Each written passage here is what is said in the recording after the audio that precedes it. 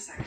Told our Dylan Thomas his clients were briefed on the new information and were evaluating their next steps. He's pled guilty. He's rotting in prison. Why are they there? Why did they go in? That's been expressed, it's our guess, that there was another person they were looking into or investigating that would have required enough time to either determine if charges should be brought or if that was not an avenue to be explored. And we're unsure at this point if that's ongoing investigation or not, so we don't want to go too far down that road. But we know the other person that was interviewed was the admitted mistress. Let's take a look at this.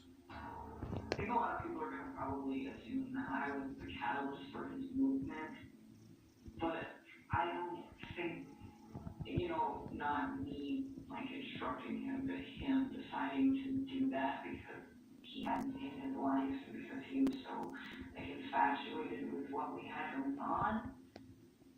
But, I just try to put the reason to it at the end, why would you wipe out your family to be with me?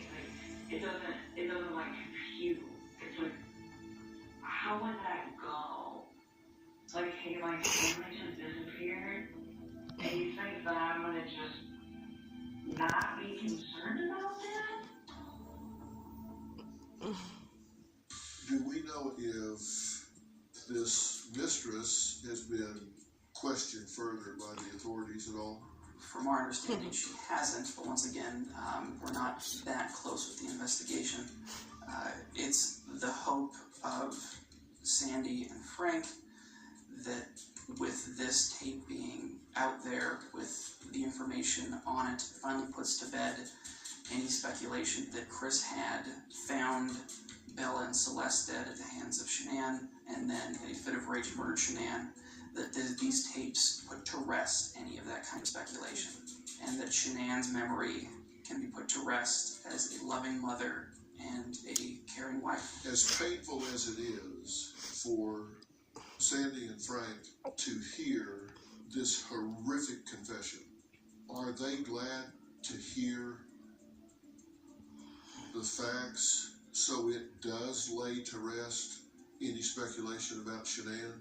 I think it might take some time, really, for them to see it as a silver lining. Right now, I think it's mostly painful. Just pain. Just pain. But I would think that it's helpful for them to have answers to questions that otherwise they would ask themselves forever. But they'll never understand, and none of us will, the real question of why does somebody do this? This makes no sense to anyone. If you're unhappy in your marriage and you're having problems, that you get a divorce and you move on. You don't kill your family and take them out like they're garbage.